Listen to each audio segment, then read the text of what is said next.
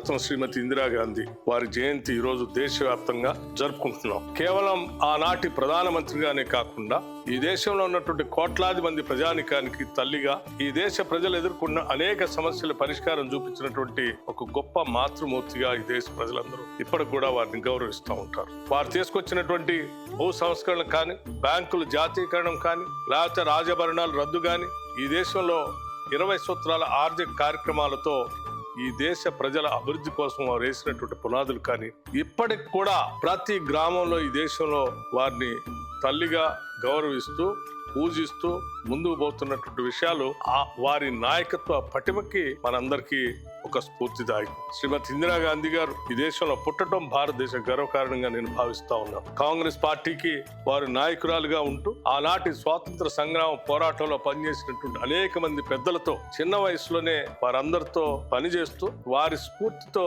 ఈ దేశ ప్రజల ఆకాంక్షలన్నింటినీ నెరవేర్చడం కోసం పనిచేసినటువంటి గొప్ప దార్శనికురాలు. అటువంటి దార్శనికురాలు చివరికి ఈ దేశ సమగ్రత సమైక్యత కోసం తన ప్రాణాలైనా పణంగా పెడతానని చెప్పి ఆనాడు ఒరిస్సాలో మాట్లాడినటువంటి మాటలన్నింటినీ కూడా మనందరం ఈ దేశ ప్రజలందరూ గమనించాల్సి, చివరికి ఆ రకంగానే ఈ దేశ సమగ్రత సమైక్యత కోసం ఆటంకవాదుల చేతుల్లో తోటాలకు బలైపోయి ఈ దేశాన్ని మనందరం మర్చిపోకుండా ఉండలేనంత త్యాగం ఈ దేశాన్ని చేసినటువంటి ధీరోదత్తురాలు శ్రీమతి ఇందిరాగాంధీ గారు. వారి ఆలోచనలు తీసుకొని వారి మార్గాన్ని అనుసరిస్తూ ఈ రోజు తెలంగాణ రాష్ట్రంలో ఇందిరమ్మ రాజ్యం పూర్తిగా అంకితం అవుతూ వారి అడుగుజాడల్లో నడుస్తూ ముందుకు పోతుందని చెప్పడానికి మేమందరం మాకు ఎటువంటి సందేహంలో పూర్తిగా ఆ మార్గంలో నడుస్తామని చెప్పి ఈ సందర్భంగా మరొకసారి రాష్ట్ర ప్రజలందరికీ మాటిస్తా ఉన్నాం.